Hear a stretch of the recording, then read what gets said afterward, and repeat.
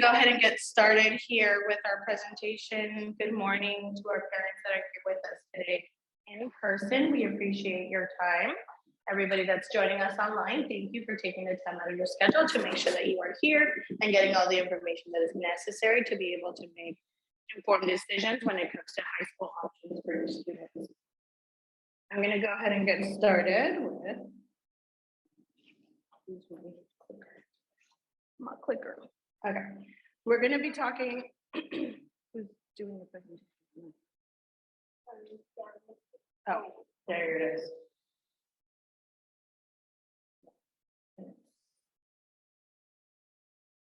Okay. So we're going to be starting. This is today's overview. We're going to be talking about something called A through G's. We're also going to be talking about the high school graduation requirements and how that differs from the A through G's. We're going to talk a little bit about the expectations for college, and then you're going to hear all about the high school options from Mrs. Ramirez.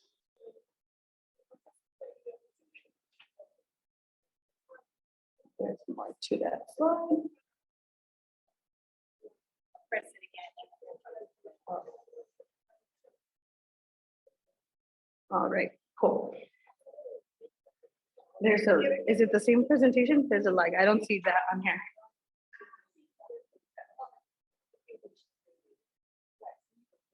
Oh, there it is.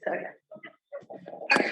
A through G's are just categories of classes that every student has to take in order to be eligible for a California university. There are two types of universities in California. There's the UC system, which is the University of California system. And then there's the CSU system, which is the California State University system. Famously, here we have San Diego State University. That's a CSU. We also have UC San Diego. That's a UC. So I'll be talking a little bit about what those requirements are and why it's necessary. For you to understand them so that your kids can be prepared for when it's time to make those college choices.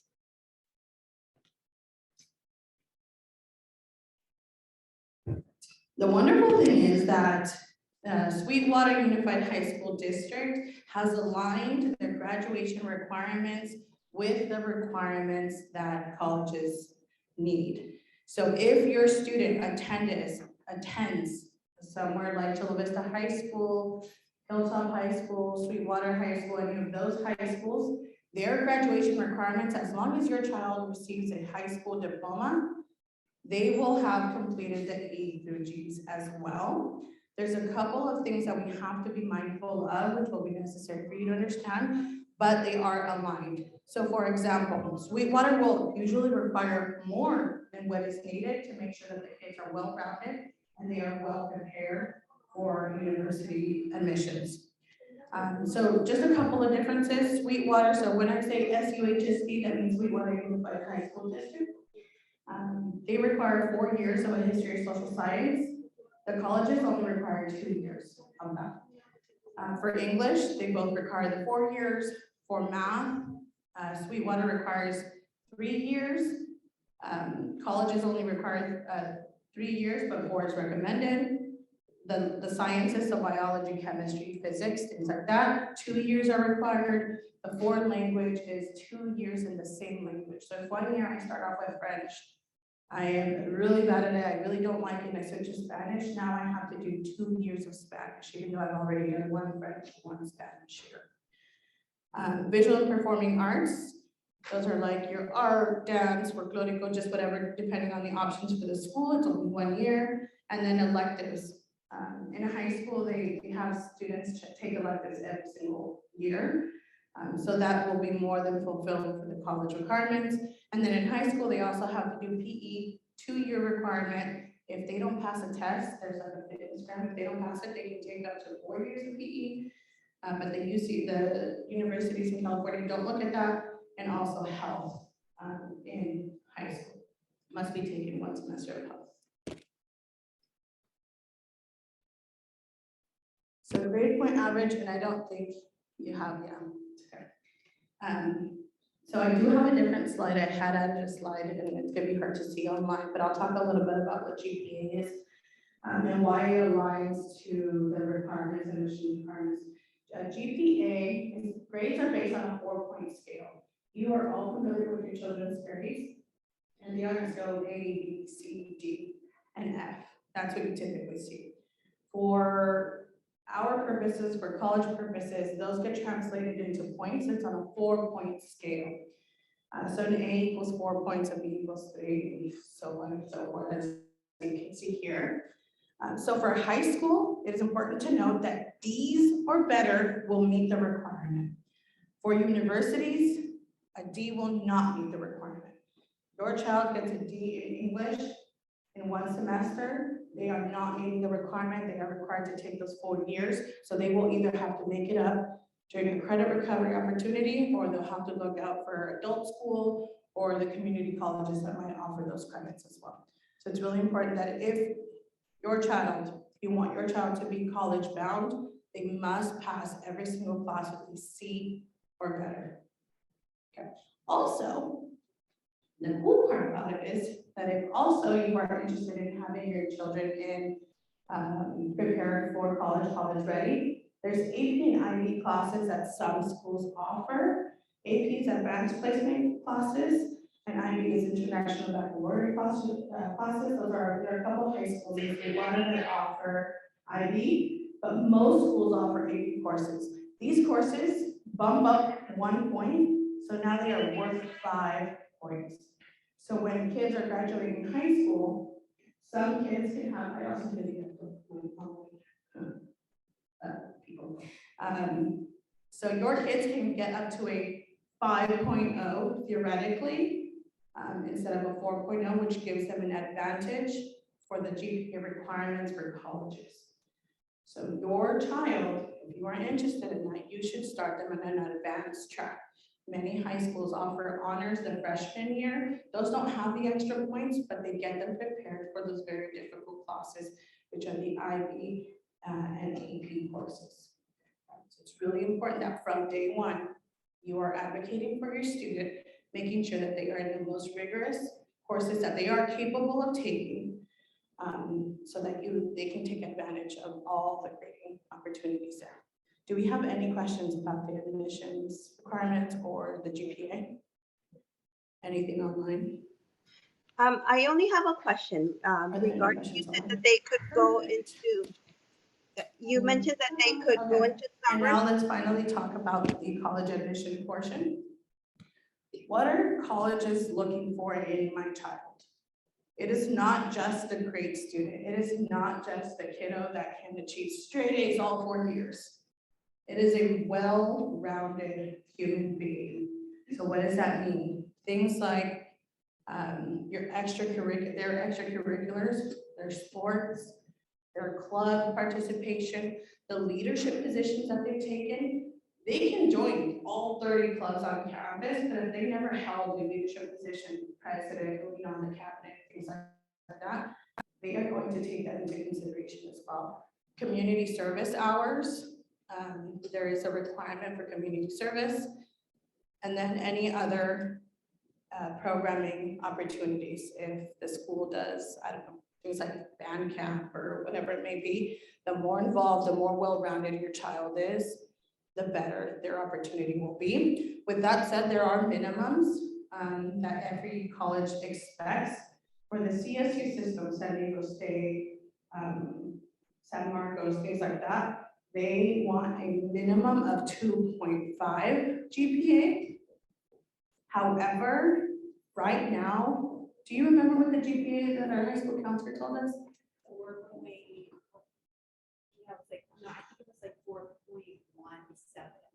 4.1 for the UC schools is the average, and then 3 point something. I don't remember what the 3 point something for the CSUs. So 2.5 minimum GPA right now will not get any child into colleges. So it is important that we are advocating for them and always checking up on them and helping them to make sure that they are being successful in their courses, because they are looking at all of these different things. And then for the UC, so UC San Diego, UC Irvine, UCLA, those are kind of our local schools. And then all across California, the minimum GPA is 3.0. But like I just said, right now, the kids that are being admitted, there's like an average of a 4.1 out of a 4-point scale. And why? Because of those AP and IB courses that these kids are taking. To be competitive, our student has to be well-rounded and an excellent student. Any questions about this? Can I answer that? Yes, of course. So, Just for example, when I was in high school, my freshman year, I wasn't really thinking about all of this and thinking long-term how it would affect. So I got a couple Bs. By my senior year, I ended up graduating with a 4.14 because of my AP classes. I was the leader of, we did volunteer work at a children's hospital, and I was the leader of the burn unit. I was a cheerleader, I was a basketball player, I was involved in quite a few things. And even at that, there were quite a few UC schools that I did not get into. I ended up being accepted at Cal Poly San Luis Obispo, also UC San Diego, but I ended up at Cal Poly. But so that's just to show how important it is to, from day one, from that first class, freshman year, really implementing or, planting those seeds in your child's mind that every class counts. Yeah, and along with that example, I had a peer, when I was in high school, I had a peer, we were 2 valedictorians. Valedictorian means that we had the highest GPA in the entire senior class. I got into UCLA, my peer did not, because he hadn't focused. I had been part of the band for 4 years. I was the leader, like she's saying, I was involved in everything. I was president of this and president of that. And he had focused solely on his academics, and he was very successful academically. He did not get admitted to UCLA at that time. And one of my other peers was not on the highest in the GPA, but because of her leadership experience within the campus, she was accepted. Okay, so it all matters. It all has to be taken into account. With that said, then, today when we are listening to the high school options, when you are thinking about what option is going to be best for your child, you also have to think about the programming options. How many of these opportunities are the kids going to have? What the unique opportunities will be? What is important to me and what is important to my child, but also what will prepare them to be college ready if that's the route that we are planning to take as a family. Okay, it's really important that you ask those questions, and if we can't answer them, you'll be able to go to those schools and make sure that you get clarification on that. Great. So now I'm asking you. thank you so much. Thank you. Okay, so now we're going to begin the part about the high schools. And we didn't share all that information about the colleges to discourage you or to make you feel like there's no chance then, or it's going to be very hard for my child to enter college because maybe they're a B student, or maybe they're not somebody that naturally takes on a leadership role. There are many options that will fast track your child to college so that you can make sure that your child is college bound. And that's what we're going to talk about today as we're getting into the high school options. So first, before I start, I want to just applaud every parent that is here in person and every parent that has logged in online, because you are doing the work right now of making sure that your child has a path to college by coming and attending this meeting and gathering this information. So we are going to go over 6 different schools today. There are additional schools. There's also Sweetwater High, which is another option, but Hilltop and Sweetwater are both from the same district. So we're gonna just be looking at Hilltop. We'll be looking at Chula Vista High for our boundary high schools. And then for our charter schools, we'll be looking at Bayfront, Chula Vista Learning Community Charter High School, E3, Civic High, and High Tech High School. Okay, so we're gonna start with Bayfront. So with each of these high schools, I'm gonna be showing you some pictures of the schools so you can kind of get a feel for what the environment is like, and as well some key information. But you have in your packet detailed information about each of these schools. So please feel free to follow along. You can write on the packet that we gave you, any extra notes that you would like to add. And we'll do our best to answer whatever questions you have as well. Okay, so let's start with Bayfront. So first of all, Bayfront has a college-bound program. So anytime you are looking at a high school, you always want to start by asking, what are the pathways to college that this school offers? And Bayfront, they have a program, it's called the College Bound Program, that is specifically for that, for getting kids ready in order to be accepted into college. They also have a partnership with Southwestern College. What does this mean? It means that while your child is in high school, they are already taking courses through Southwestern College that will count towards their college credits. So when they go to apply, whether they're applying for a 4-year college or whether they're applying for a 2-year college, a junior college, they're already have completed some of these units, which means they can graduate sooner, which means less money. And that is always a good thing. They also have quite a few different sports. Their sports are going to be similar to what you would see here at Feaster. One thing to note is that when you're looking at the charters, and we'll talk in a second about why you should choose Bayfront, but when you're looking at the charters, a charter is really not a school that you would choose if you feel like your child is going to be pursuing sports all the way into the university level. Why do I say that? Because, for instance, as you can see, they don't have football, they have flag football. So the level of competitiveness in the sports, when we're speaking about the charters, just simply because the schools are smaller, you're not going to see that same level of competitiveness. So if you feel that your child has the potential to possibly get a scholarship playing sports in the university or wants to pursue that long term, then possibly a charter might not be a good option for you. However, if you say, my child does sports because they enjoy it, it's for fun, it's for exercise, it's for social interaction, then a school like Bayfront does have those sports in flag football, volleyball, cross country, cheerleading, basketball, soccer, softball, and track and field. So again, very similar to Feaster.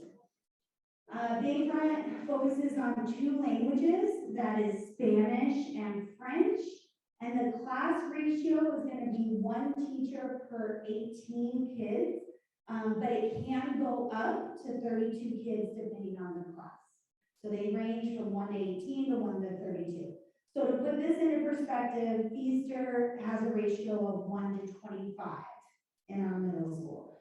So as you can see, one of the big, I guess you could say, draws to a school like Bayfront is going to be that individualized attention, the fact that you have smaller class sizes, it's a smaller school. If you're concerned about your child, you know, how they're going to do behavior-wise or even academically in a big school, then a school like Bayfront, and similar to why you chose Feaster, that smaller environment might be an option that you want to choose. So on that note, why should I choose Bayfront? Choose Bayfront if you would like for your child to continue in a smaller environment like Feaster that has more individualized attention and is focused on college and career readiness.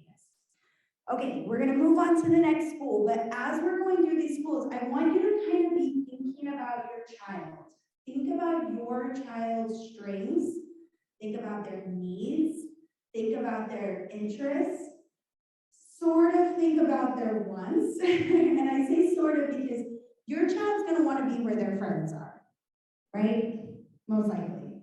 But your job as a parent is to take into consideration what they want, but then ultimately you are looking at the long term. You are looking at what is going to be the best situation for my child.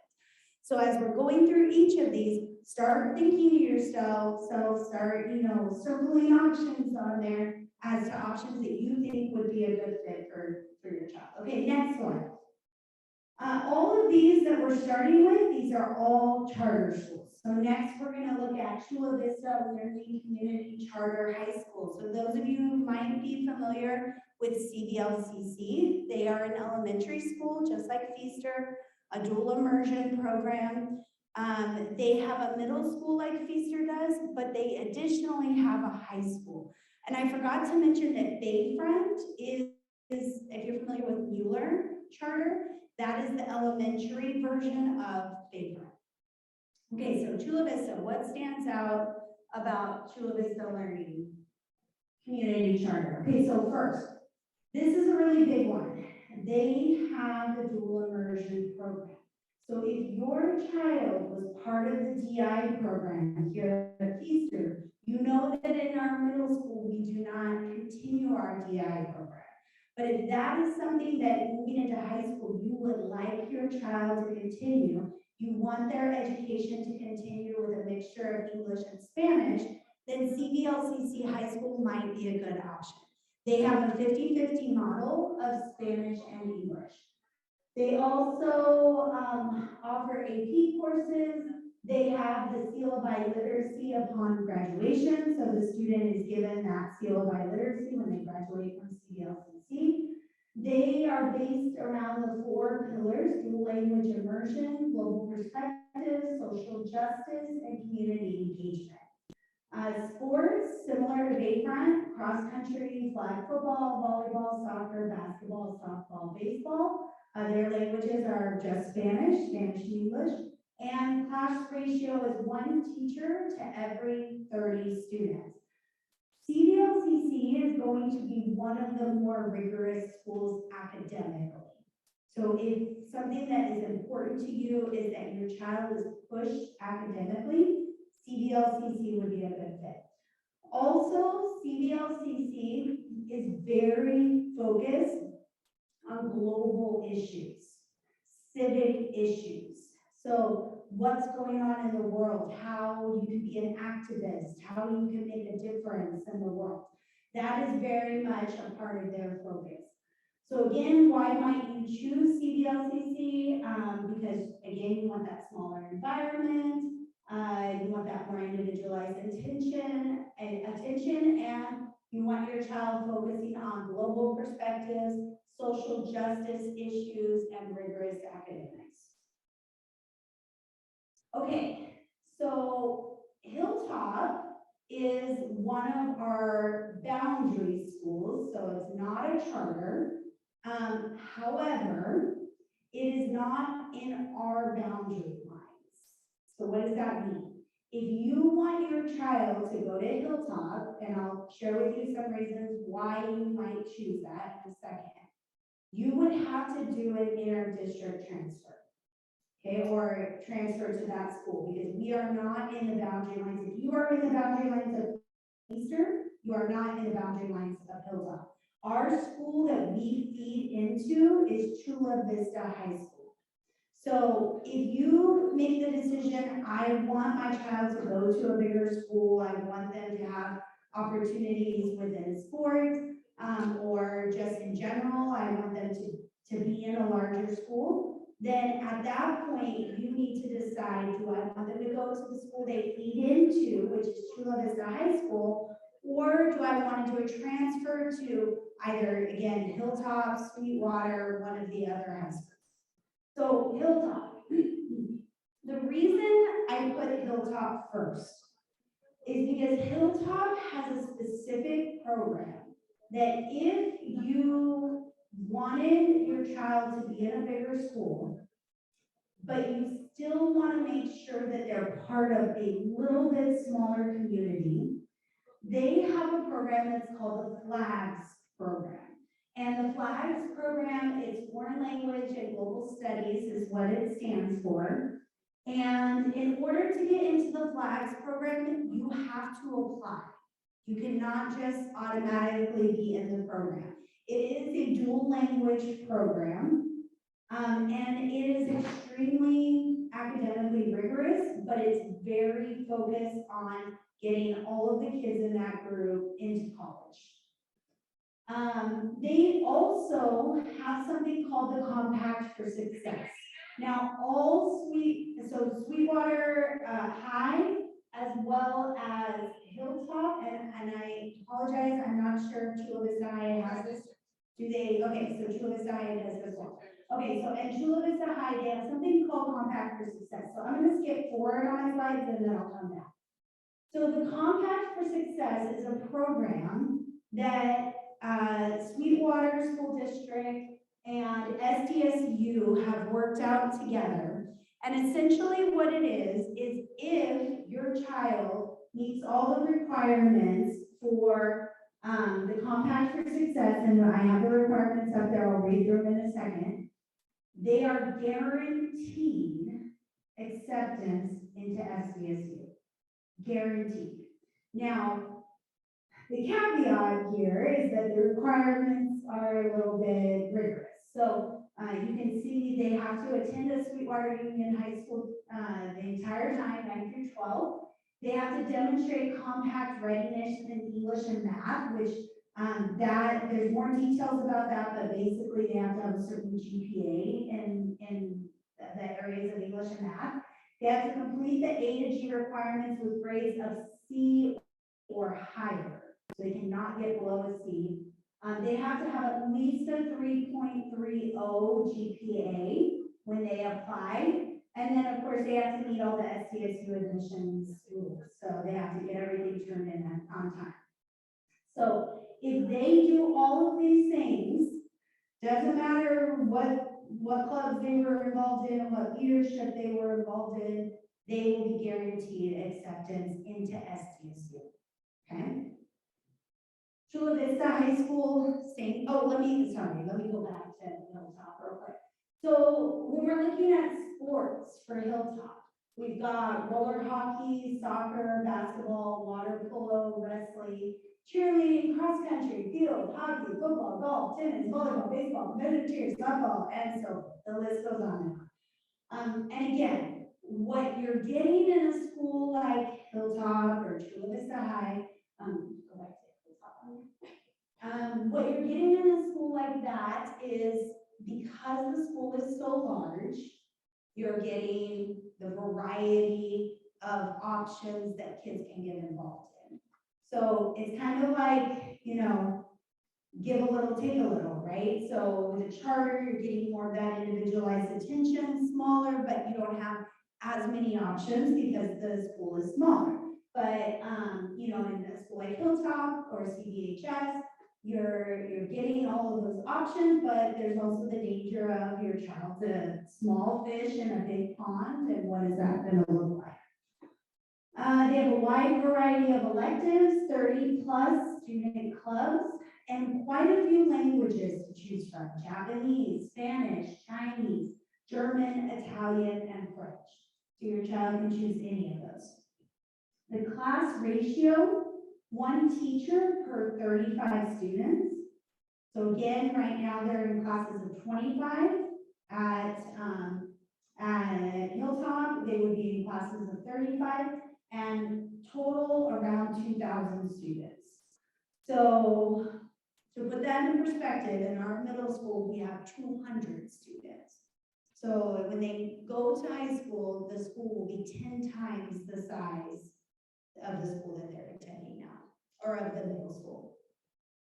Why would you choose Hilltop? Choose Hilltop if you want options for sports, clubs, and by applying for the FLAGS program, your child will be part of a rigorous academic and language program.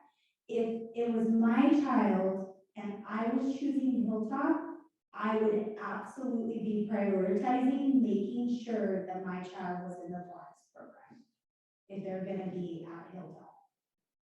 And Hilltop also, if you take a look, it's a very pretty school. They have a nice campus. So of the public schools, it's one of the ones that is kept pretty well.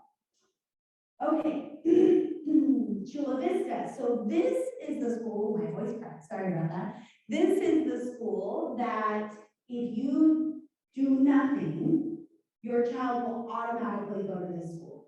So they come here, they enroll, they, figure out their schedule, we call that articulation. And your child automatically is going to feed into Chula Vista High School.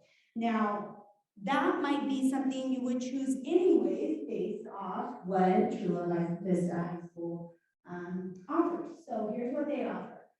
So they have what they refer to as the SPCA program, which is their backup program. So if your child is, dance, musicals, art, then they are very strong in their backup program, and it does require an application to get in. So whereas Hilltop had the flags program that was more based around language and global awareness, the VAPA, the SPCA program is more based around VAPA, but they both require applications. They have many options for AP classes. They have the Compact for Success with SDSU. They have a variety of electives of clubs. You can see, I won't read through them, but they have quite a few sports. Languages, they are more limited than Hilltop. They have Spanish, and they offer Spanish and French. And their average is 1 to 35 students, exactly the same, and they are larger than Hilltop. They have around 2,300 students. Okay? So why would you choose CVHS? If you would like your child to go to their home school, and by that I mean they'll most likely be with the majority of their friends, because again, that's the school that everybody's naturally feeding into. If you want them to be part of a larger school, or if you want them to continue to focus on the backup program. And of course, if sports, electives, clubs, all of those reasons might be a reason that you would put them in CVHS. Okay, now these last two options are also charter schools, but I put them at the end because they're kind of unique charter schools. And the first one is E3 Civic High, which last year we took a field trip to E3. And we are going to try to do that again this year. E3 is a very unique option. It's located in downtown, and it's part of the public library. So you know where the big public library is downtown, beautiful building. E3 is connected to the library.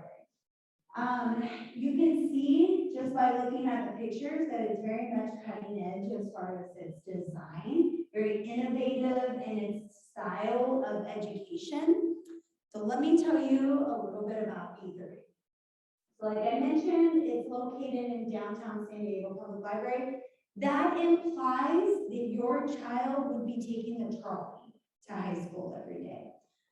Or unless, of course, you want to drop them off. But that's something that you have to know going into E3, that the majority of the students take the trolley to school.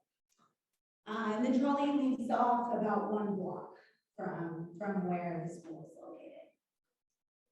They offer dual enrollment. So one of E3's big selling points is their college-bound programs. So they offer dual enrollment in college courses through UCSD, San Diego City College, the UNOW program through Point Loma Nazarene University, and multiple AP classes. So one of the big selling points about E3 is that by the time your child graduates, they will have been able to complete multiple courses connected through the university of their choice. So either UCSD, San Diego City College, or Point Loma Nazarene University.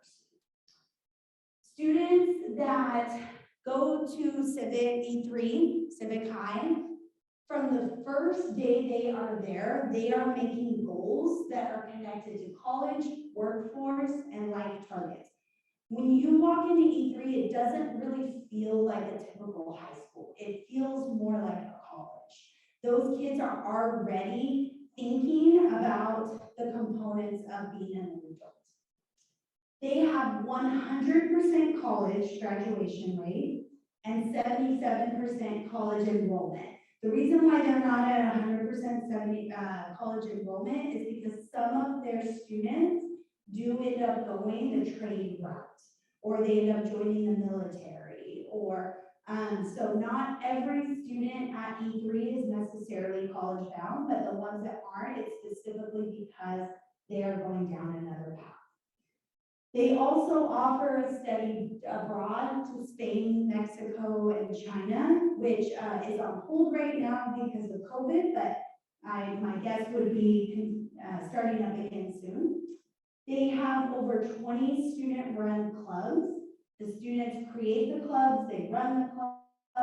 They also have a very flexible school day that allows the students to participate in internships. They're all about the kids doing internships, mentorship, starting to even work, doing job shadowing, and other creative student-led learning experiences. They have essentially no sports. So if your child is into sports and you would like them to go to E3, they have to attend, they have to do sports outside of school. They have indoor sports like ping pong and things and sports like that. They do Spanish and Mandarin, so that's unique. And their class size is 1 teacher per 28 students. The whole size of the school is 400 students.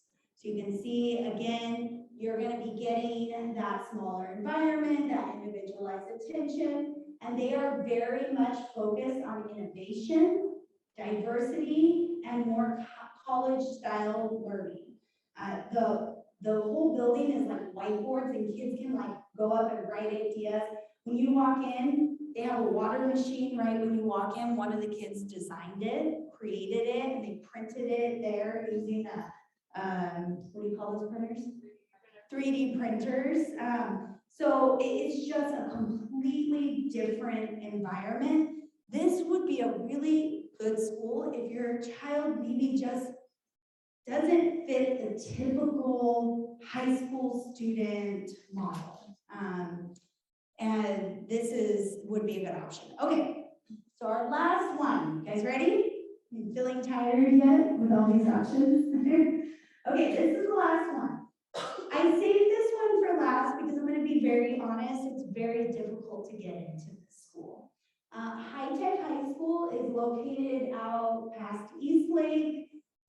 It's sort of surrounded by nature, so it's a very peaceful environment. You can see, those of you that are familiar with High Tech High, they are all about project-based learning. They're about innovation.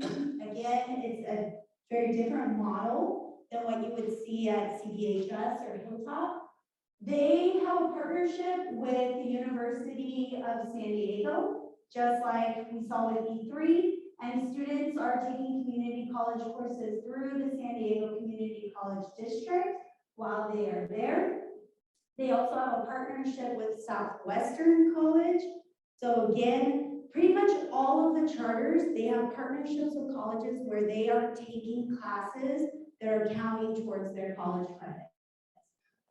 Sports are going to be more limited: cross country, tennis, volleyball, flag football, soccer, wrestling, basketball, track and field, softball, baseball, swimming. When I say limited, I mean in comparison to CBHS. That still feels like a lot of options to me. When they are juniors, they will actually be participating in a 3-week internship where they will not be at school. They will be working in an actual job. There's a dual emphasis on liberal arts and science education with a specialized focus on environmental sciences. It's not specifically a tech school. That's something that is a misunderstanding because you see High Tech High, we think it's going to be all about tech. They are not, their focus is not necessarily technology. This specific school, again, their focus is liberal arts, science education, and a focus on environmental sciences. So again, they're located out in the middle of nature, and that is part of their focus. 92% of their students enter college. So that is an extremely high percentage. And this is the hard part, this is why I saved it for the end. They have 150 spots. It's a completely randomized lottery, and they have typically over 1,000 applicants. So if I was a parent, what I would do, if you are interested in High Tech High, which implies that you would be driving your child there every day, I would just put put in the application and see if you get chosen in the lottery. But again, of course, if you're not interested, then no need to do that. Languages, only Spanish. It's one teacher per 20 to 28 students, and they have a total of 600 students. So why would you choose High Tech High? You would choose it if you would like your child to be in a school that's focused on 21st century learning. So again, that project-based learning, that innovation, creating, and because they have a high college acceptance rate and they focus on innovation. Okay, so let's see. So those are the 6 high schools that we are focusing on today. Yes, and so before I pass it to Ms. Haro, what you as a parent need to now think about, again, as I mentioned before, think about your child, think about what they need. You're thinking about their future. You're not thinking about their freshman year. That's the smallest part of this. You are thinking about how they are going to live their life in 4 to 5 years from now, what their path is. And you're doing the best job you can as a parent to make an informed decision that will ultimately start to pave the way for their future. It's a big decision, and we are here to help. Me and Ms. Haro are both here to help. We know your children, and not as well as you do, but we see them here at school, and we see their strengths and their weaknesses too, and their needs. I don't want to say weaknesses, but their needs. So you can come to us if you're unsure, and we can talk it out. This is what I'm thinking. These are some of the different options, and we can also, in any way that we can support you in that, we want to be available. So let me pass this to Ms. Haro. She has a couple things to add as well. Okay. Earlier, when I was talking about AP and IB classes, the IB program is a very specific program, and you didn't hear about any IB programs today. So I just wanted to clarify, if you are interested in the International Baccalaureate program, the IB program, what that is, it's a high school curriculum that is worldwide. So kids in England, kids in some of the countries in Africa, the kids in the US who are in the IB program are all receiving the same worldly curriculum. It is highly academic, rigorous academically. But if you're interested, if your student is a high academic achiever and also in a smaller community that you like, there are 2 schools in Sweetwater that have the IB program. Castle Park High School has the IB program, and Bonita Vista High School has the IB program. So if you'd be interested in looking at those programs, it would be one of those 2 schools. And then the last thing, one of the notes that she was talking about with public high schools, because they are so large, here, what they posted was the averages of the class size. However, some classes, it's an average, so that means that a lot of classes can be more, and a lot of classes can be less. But typically for like the classes that are required for 4 years, like English, things like that all kids must take, it's a lot larger ratios than what you saw here. So 1 to 30 or 1 to 35 is not really typical of those. And I know that because my husband works at high school. So the averages for some classes are much larger. When I was in high school, I was in classes of like 4 or even more kids because of the large high school that I just did, which is Castle Rock. Yeah, so that I just wanted to clarify those points. Yeah, so I mean, if your child is somebody who maybe currently has an SST or is receiving a lot of that small group support, that is something for you to take into consideration as you're thinking about them being 1 of 45 in a class where the content's just being delivered. So those are all components to think about. All right, let's go ahead. We'll open it up for questions. We will do the best we can to answer any questions that you might have. Any questions here? Any questions? No? All right. Okay, well, we hope that this was helpful. Again, be